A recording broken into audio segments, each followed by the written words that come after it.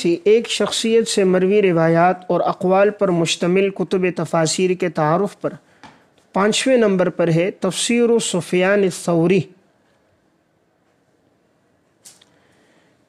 امام سفیان ثوری رحمہ اللہ متوفی 161 ہجری۔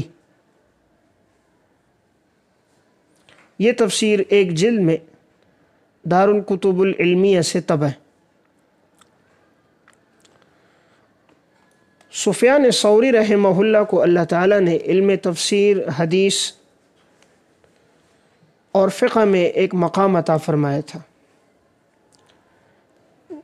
آپ اپنے دور کے ایک جلیل القدر محدث کہلاتے ہیں اور ثقہ ائمہ میں آپ کا شمار ہوتا ہے۔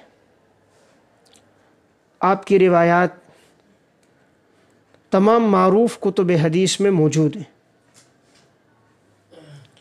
ایک سفیان ابن عیینہ ہے، وہ الگ ہیں، اور یہ سفیان ثوری ہیں جو امام ابو حنیفہ کے معاصر ہیں۔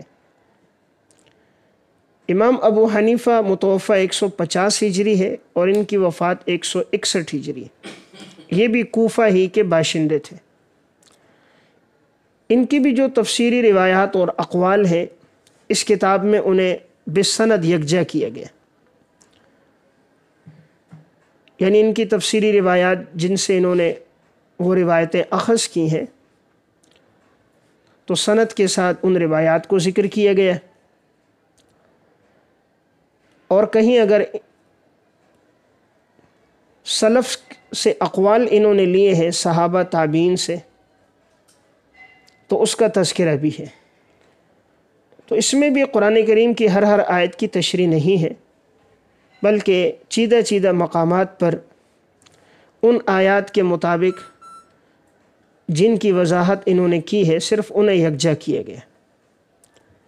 یہ تفسیر معتبر ہے، چونکہ یہ خود بہت ثقہ تھے، ائمہ حدیث میں ان کا شمار ہوتا ہے، اسی لیے یہ غیر مستند روایات اور موضوعات سے بہت اجتناب کرنے والے تھے۔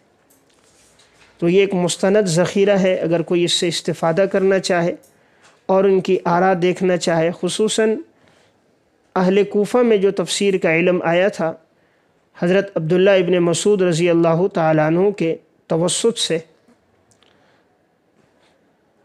تو وہ تفسیری افادات بھی اس میں ملتے ہیں۔ جیسے کوفہ میں جو روایات اور آثار ہیں اور احناف کے مستدلات کا بڑا ذخیرہ مصنف ابن ابی شیبہ میں ملتا ہے، تو اسی طرح روایات کے اندر بھی ایک اچھا خاصا ذخیرہ اور آثار کا تذکرہ اس تفسیر میں ملتا ہے۔ تو جو تفسیر میں باذوق اہل علم ہے وہ اس تفسیر کو اپنے مطالعے میں رکھیں، انشاءاللہ اس سے فائدہ ہوگا۔